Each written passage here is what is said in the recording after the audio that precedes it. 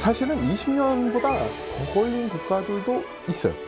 그런데 KF-21은 만 9년 만에 양산 전투기가 나왔죠.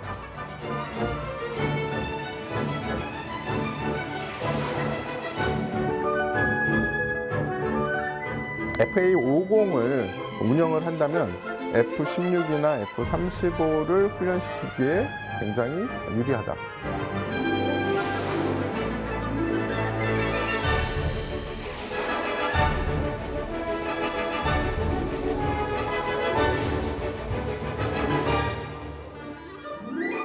역사와 전쟁, 그리고 K방산에 관한 뜨거운 이슈들을 알기 쉽고 또 재미있게 전해드리는 역전의 이슈. 안녕하세요. 오늘의 스토리텔러 군사전문기자 태성호입니다.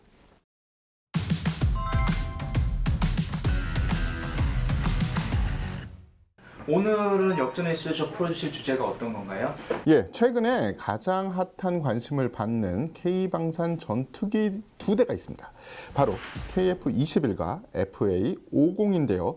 오늘은 이 두 형제 전투기가 어떤 과정을 거쳐서 개발이 됐고 어디까지 진화할 수 있는지에 대해서 좀 꼼꼼하고 또 재미있게 말씀을 드리겠습니다. 네, 그러면 먼저 KF-21에 관한 얘기부터 좀 들어보고 싶은데요. 이렇게 한국에서 전투기를 개발한 것이 정말 이례적인 일이라고 하더라고요. 그 외신 기자분들하고 제가 소통을 많이 하니까 많이 물어봤어요. 야, 니네 그런 거를 개발을 한다는데 진짜야? 대한민국이 할 수 있어?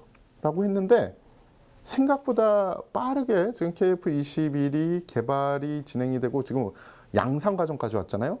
보람의 등장을 힘찬 환호와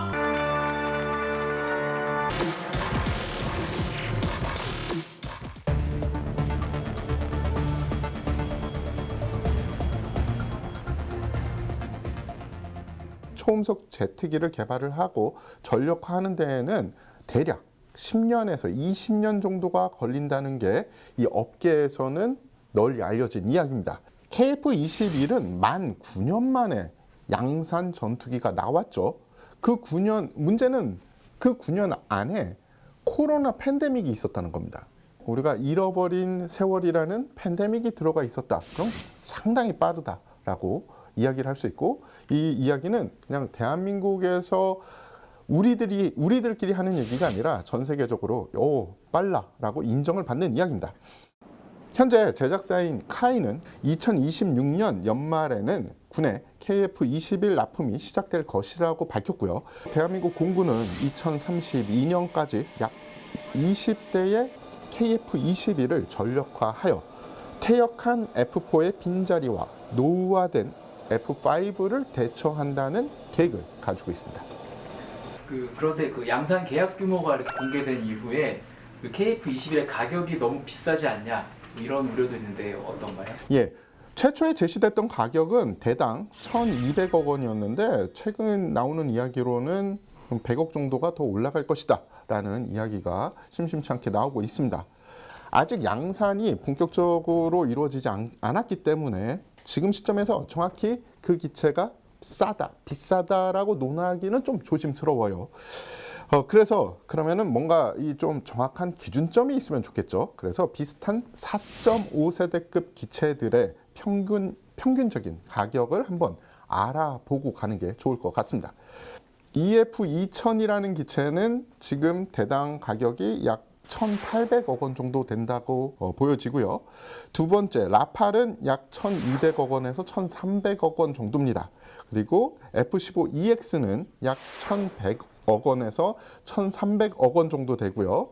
FA-18EF기들은 약 970억에서 1,000억 정도 되고요. 미그 35와 수호이 35기는 약 550억에서 900억 원 정도가 된다라고 우리가 볼 수 있는 겁니다. 그러니까 이 가격대를 보면 KF-21의 현재 가격은 2위인 라팔과 비슷한 수준이 되는 거죠. 비행기는 사실 컴퓨터랑 비슷하다고 보시면 돼요. 그 기체 안에 어떤 것이 들어가 있느냐가 중요합니다. 그렇기 때문에 우리가 지금 성급하게 가성비가 좋다 혹은 비싸다라고 말씀드리긴 조금 힘든 상황인 거죠. 우리가 생각해야 될 것은 방사는 규모의 경제라는 거죠. 즉 생산 대수와 가격이 밀접한 관계를 가지게 됩니다.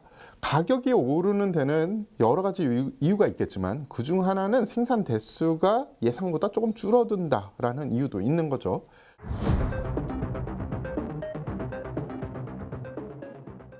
전투기 생산은 우리가 흔히 블록 1, 블록 2, 블록 3 이런 식으로 이야기를 하는데요. 그냥 간단히 말씀드리면 1단계 개발, 2단계 개발, 3단계 개발이라고 생각을 하시면 됩니다.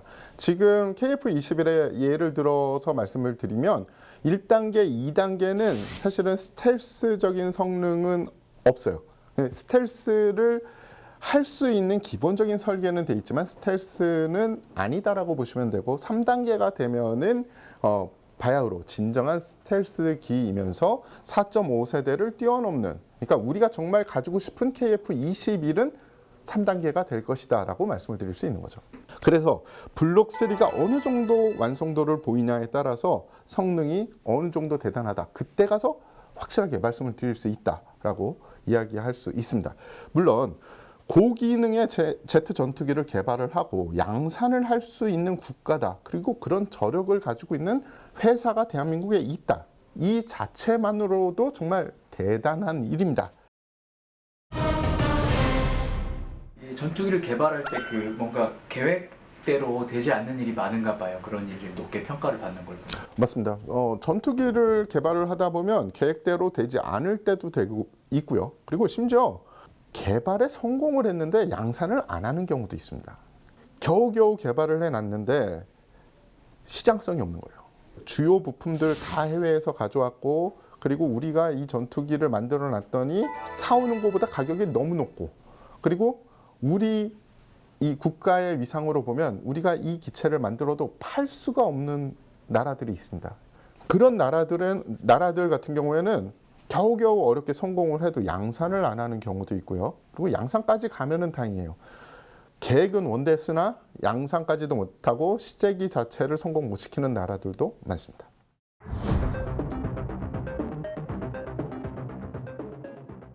문제없이 잘 진행이 된다면 유인 전투기와 무인 전투기, 다목적 무인기를 융합하고 초소형 위성과 정지궤도 위성을 활용한 신개념 공중 전투 체계가 최초로 구현되는 국내 생산 전투기가 될 예정입니다. 유무인 복합 체계가 실용화가 되면 유무인 복합 편대 운영이 가능해집니다. 즉 사람이 타고 있는 전투기가 있는 거고요. 그 전투기가 지휘를 하는 무인기들이 있게 되는 거죠. 그래서 위험한 임무는 유인기가 하는 게 아니라 같이 따라다니는 무인기들이 맡아서 생존성, 그러니까 사람의 조종사의 생존성이 지금보다 극대화되고요. 그리고 작전 성공률도 훨씬 올라갈 겁니다. 개발 3단계가 되면은 어떤 것이 바뀔 예정이냐. 지금 KF-21은 형상적으로는 스텔스를 지향하고 있어요. 레이더가 조사가 돼서 레이더를 반사해가지고 어떤 기체인지, 기체의 크기가 어느 정도인지를 우리가 파악을 합니다. 그래서 레이더의 피탄 면적을 줄이는 게 스텔스의 중요한 요소 중에 하나거든요. KF-21의 형상을 보면 그런 피탄 면적을 줄이려고 디자인되어 있는 부분은 있어요. 하지만 디자인만 그렇게 돼 있다고 스텔스 성능이 나오느냐? 그건 아닙니다. 거기에 또 도료도 발라야 되고 하는데 그거는 1차적인 스텔스. 또 다른 스텔스는 무엇이냐? 기체가 날아가면, 아주 빠른 속도로 날아가면 사실은 열이 발생하죠. 기체에서 열이 제일 많이 발생하는 부분은 엔진일 거고요. 그리고 공기 마찰에 의해서 기체 표면이나 아니면 기체 주변에 열이 발생합니다. 그 열 소스까지 줄여줘야 되거든요. 지금 하나에서 엔진 자체가 그렇게 열 소스를 줄일 수 있는 엔진을 개발하고 있고요.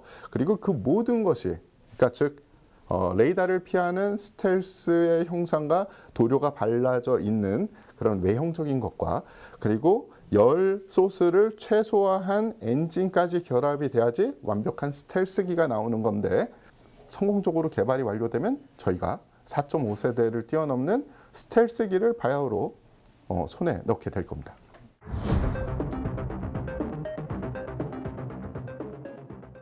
다른 나라는 6세대로 가는데 우리는 왜 4.5세대로 가고 있냐? 4.5세대 그러면 또 6세대로 가는데 한참 걸리지 않겠냐라고 말씀하실 수 있어요. 당연합니다. 지금 KF21이 잘 개발돼서 우리가 수출을 하려면 대강 걸리는 시간이 지금부터 10년 뒤입니다. 방산업 자체가 이렇게 짧은 시간에 성과를 덥석덥석 낼 수 있는 사업이 아니에요. 저희가 K2 전차와 K9 자주포를 처음에 생산했을 때 전 세계에 팔 수 있을 거라고 생각한 사람 거의 없을 겁니다. 또 T50이나 FA50을 처음에 저희가 개발할 때 국내에서도 반대가 상당했어요. 그런데 지금 FA50을 전 세계를 상대로 판촉을 하고 심지어 일부 국가들이 사서 운영을 하고 있죠. T50을 성공시켰고 FA50까지 잘 성공을 했기 때문에 FA50을 지금 팔 수 있는 상황인 거죠. 그래서 우리가 KF21을 성공시켜야지 KF21을 10년 뒤에 팔 수 있는 상황이 될 거고요. KF21에서 건져내고 우리가 습득한 그 노하우로 6세대로 점층적으로 갈 수 있는 겁니다. 즉 계단을 차근차근 잘 밟고 올라가고 있는 겁니다. 앞으로 KF21이 어떤 변형이 나오게 될지는 잘 몰라요. KF21이 좋은 물건이 당연히 태어날 거고 그러면은 여러 국가에서 이런 기체를 우리가 수입하겠소라고 하면은 약간씩 변화가 될 텐데 지금까지 많이 나오고 있는 그런 버전들을 말씀을 드리자면 먼저 전자전기인 KF21EA가 있고요. 그리고 KF21의 성능 개량형인 KF21EX가 있고 그리고 수출형인 KF21SA가 있습니다. 이 기체를 만들기로 했다라기보다는 이런 기체들을 염두에 두고 지금 개발을 하고 있다라고 보시면 될 겁니다. KF21EA는 전자전기가 어떻게 보면은 제일 먼저 들어가는 전투기라고 보시면 됩니다. 요새는 여러분들이 다 전자제품을 가지고 다니시죠. 휴대폰을 엉망으로 만들면 폰의 위치도 모르게 하고 뭐 데이터도 안 통하게 하면 얼마나 삶이 힘들어지겠습니까? 똑같아요. 전쟁이 벌어져서 이제 공중전이 제대로, 그러니까 항공 전력이 제대로 들어가게 된다면 제일 선두에 전자전기가 가면서 적을 교란을 하게 되죠. 그렇기 때문에 전자전기가 굉장히 중요합니다. 현재까지는 대한민국 공군의 전자전 능력이 있긴 하지만 아주 뛰어나지는 못해요. 그래서 많은 부분을 미국에게 어떻게 보면 조금 기대어 있죠. 그렇기 때문에 KF21 EA 전자전기가 나오면은 우리가 어느 정도 갈증을 해소할 수 있을 것이다 라고 말씀을 드릴 수 있고요. 성능 개량형인 KF21EX는 사실은 3단계 정도 간 기체다. 스텔스 성능이 어느 정도 나올 것이다 라고 보시면은 어느 정도 맞을 거고요. 수출형인 KF21SA는 아무리 우리의 우방국이고 우리가 전투기를 판매할 수 있어도 어느 정도는 빼야 되는 그런 상황이 생겨요. 뭐 뺀다고 해서 꼭 성능을 낮추는 게 아니라 우리가 이 친구라도 왜 그런 얘기 하잖아요. 뭐 며느리한테도 알려줄 수 없는 비법이 있어. 뭐 이런 정도로 생각하시면 되지 않을까 싶네요. 초도 비행 이후 2년 동안 좀 여러 가지 이제 스펙들이 업그레이드가 되고 있는데요. 좀 그 과정 중에 좀 뜻깊은 성과들이 어떤 것들이 있을까요? 몇 가지만 딱 집어서 말씀드리면 2024년 3월에 공중급유 비행 실험에 통과를 하게 됩니다. 더 장시간 체류를 하면서 작전을 할 수 있는 그런 능력이 주어지는 거죠. 그래서 작전 능력에서 어떻게 보면 가일층 향상된 기체인 것을 인증을 받았다라고 보면 되는 거고요. 2024년 5월에는 공대공 미사일 발사를 했습니다. 그래서 실험에 성공을 했죠. 그리고 또 많은 언론에 나오지 않았지만 T50을 성공한 이후로 시제기를 운영하는 방식 자체가 달라졌어요. 그러니까 우리 애가 달라졌어요. 뭐 이런 거라고 보시면 되는데 T50은 사실은 1호기부터 3호기까지 시제기가 동일해요. 그러니까 똑같은 기체를 만들어 놓고 똑같은 사양을 만들어 놓고 실험을 하는 게 T50 때 우리가 실험을 하던 그런 방식이었습니다. KF21은 그 T50을 개발할 때 교훈을 받아들여서 지금은 어떻게 하느냐. 시제기들이 각각 형상이 조금씩 다 다릅니다. 모양 형상을 이렇게 바꾸면은 더 좋지 않아? 이렇게 바꾸면 좋지 않아? 그것들을 뭐 우리가 능력이 되니까 그러면 다 살짝씩 바꿔가지고 띄워서 제일 좋은 걸로 가자. 이거를 지금 할 수 있다는 거죠. 즉 KF21을 그냥 개발하는 게 아니라 우리가 T50을 개발했을 때 있었던 가져왔던 노하우를 KF21에 녹일 수 있고, 그리고 이 이후에 만약에 우리가 다른 전투기를 개발한다면 거기에는 더 가일층 진화된 그리고 유의미한 개발 방식을 선택할 수 있다는 거죠. 즉 우리는 좋은 전투기만 만드는 게 아니라 개발을 하는 방법조차도 진화되고 있는 겁니다. 지금 KF11 지금 개발 과정에서 좀 뭐 이런저런 어려움들도 좀 겪고 있는 것 같습니다. 어떤가요? 한국형 초음속 전투기 KF-21 공동개발국으로 한국항공우주산업 카이에 파견된 인도네시아 기술자가 자료를 유출하려다가 촉발됐습니다. 먼저 기술 유출이라고 됐는데 정확한 용어로는 유출 사건이라고 보시면 되고요. 그 이유는 실제 기술보다는 정비 운영 매뉴얼이나 뭐 극비로 등록되지 않는, 분류되지 않은 것들이 대다수였어요. 그래서 그들이 유출한 자료가 중요한 게 아니라 문제는 뭐냐면 그들이 유출한 방법이 문제가 되는 겁니다. 또 뭐 방법도 007 같지도 않았어요. 인도네시아 직원이 보안 구역 내에 핸드폰을 반입을 해서 자료를 무단으로 척척척척 찍은 겁니다. 근데 찍을 때 누군가가 만류도 안 하고 무단 반출할 때까지 아무런 통제가 되지 않았습니다. 따라서 유출된 자료보다 보안이 지켜지지 않은 점이 큰 문제인 거고요.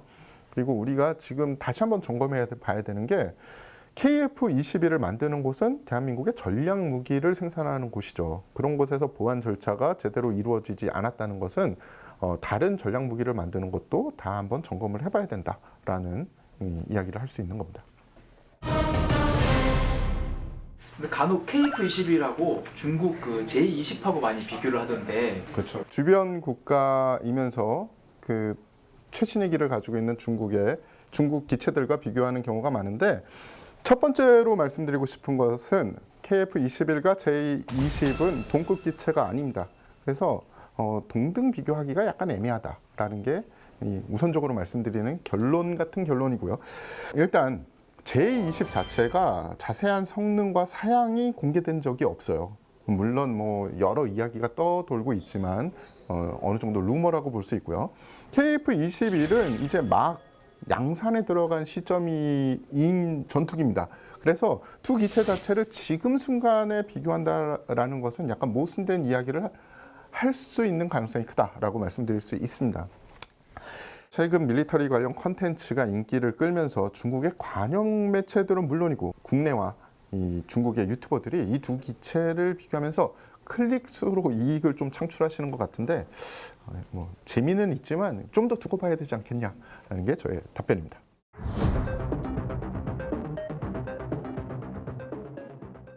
FA50에 대해서 알아보려면 FA50의 원형이 되었던 T50에 대해서 우리가 조금 이야기를 해봐야 됩니다. 초음속 훈련기죠. 훈련기인데 처음에 개발했을 때 당시에 파트너가 F-16을 제작을 했던 로키드 마틴사예요. 그래서 처음부터 F-16에 비해서 약 80% 정도 성능이 다운그레이드된 기체가 만들어진 겁니다. 훈련기로는 그 정도만 해도 훌륭했어요. 그런데 T50을 만들어 놓고 보니까 너무 괜찮은데 훈련기로만 쓰기 너무 아깝다. 그래서 이제 만들어진 게 FA50입니다. 자, 무장면에서 좀 알아보면 F-16에 비해서 조금 떨어집니다. 하지만 AGM-65 마이크까지 운영이 가능합니다. 즉 공대지 미사일까지 운영이 가능하고 제2단과 승인을 받으면 알람 미사일도 장착이 가능할 수 있어요. 그리고 링크 16이라는 체계가 장착이 돼 있어서 F5에서는 할 수 없었던 한미연합 전력과의 연합훈련과 연합작전이 가능한 기체가 바로 FA50입니다. 최근에 단장을 개발한다는 이슈가 있었습니다. 이게 어떤 의미가 있는 건가요? 산업통상자원부에 따르면 2031년까지 FA50급의 전투기의 수요는 복자형이 2713대 정도고요. 단자형 같은 경우엔 639대라고 합니다. 이에 FA50 수출 확대를 위해서 2028년까지 총 494억의 예산을 투입해서 단자형 FA50 개발 사업을 추진하고 있고요. 이 개발이 순조롭게 진행이 된다면 보조 연료 탱크가 추가되고 그로 인해서 작전 반경이 최대 30%가 증가가 되고 지상 충돌 방지 장치를 국산화해서 세계 시장의 가성비와 빠른 납품 등 그리고 고객 만족 서비스를 통해서 세계 시장에 진출하는 게 아주 유리할 것이다 라는 이런 발표가 나왔어요.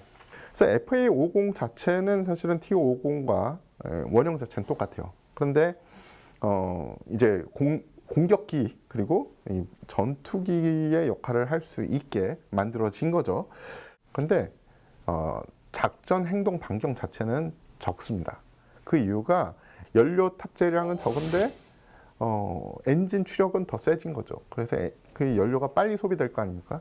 그래서 처음에 FA50이 만들어졌을 때부터 만들어서 써보니까 복자형도 좋긴 한데 전투행동 반경이 너무 작으니까 이거 단자형으로 만들자. 1인승으로 만들면 뒷좌석 띄어내고 거기다가 연료를 추가하면은 더 이 작전 행동 반경이 늘어나면서 이 능력이 늘어나지 않겠냐 이런 이야기가 사실 처음부터 나왔어요. 근데 사실은 그렇게 개조하고 하는 게 그냥 좌석 띄어내고 거기다가 추가 연료통 붙여가지고 옛다라고 할 수 없습니다. 상당한 개발비가 들어가기 때문에 그냥 모르겠다 복자형으로 유지하자라고 그때 당시엔 그렇게 된 겁니다. 그런데 지금 FA50 복자형이 잘 팔리고 있잖아요, 해외에. 그러니까 복자형도 이렇게 잘 팔리는데 단자형으로 개발해서 성능을 더 좋게 하면 더 잘 팔리겠지라는 생각이 당연히 나왔고요. 지금 이제 중요한 것 중에 하나가 사실은 사람이거든요. 병력 자원이 점점 감소가 되니까.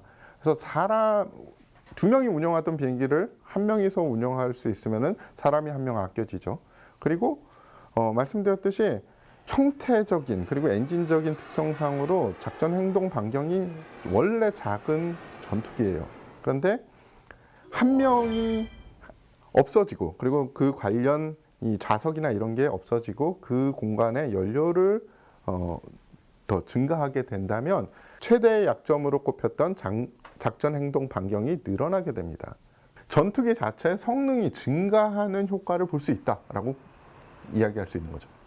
그러니까 FA50을 수출할 수 있을 국가다라고 노려지는 국가들이 대부분 F-16을 운영하는 국가들 혹은 F-16을 운영하고 싶은 국가들이 그 리스트에 올라와 있어요. 그 이유 중에 하나가 태생적으로 F-16의 조종석의 배치와 그리고 이 FA50의 배치가 정말 흡사합니다. 게다가 더 최신의 기인 F-35의 배치도 거의 비슷하다고 해요. 즉 FA50을 운영을 한다면 F-16이나 F-35를 훈련시키기에 굉장히 유리하다라고 말씀을 드릴 수 있습니다. 사실은 무기를 만드는 것도 중요한데 가장 큰 과제 중에 하나는 좋은 무기를 만들려면 국민의 성원이 있어야 되고요. 그리고 무기는 그냥 공산품처럼 좋은 무기를 만들어서 이게 좋은 물건이니까 사줘라고 안 됩니다. 대한민국이라는 국가 자체에 대한 신뢰도가 높아야지 대한민국이 만든 무기를 다른 국가가 살 수 있어요. 거래가 회사에서 국가로 하는 것 같지만 정확하게 얘기하면 대한민국이라는 신뢰를 다른 국가가 사가는 거라고 보시면 됩니다. 그게 앞으로 해결해야 될 과제고 계속 힘써 나가야 될 과제라고 봅니다. 앞으로 K방산이 우리 경제의 든든한 미래 먹거리가 되는 것은 물론 자국산 최신의 전투기로 안보를 지킬 수 있는 강한 국방, 든든한 대한민국으로 거듭날 수 있도록 더욱 많은 관심과 응원 부탁드립니다. 감사합니다.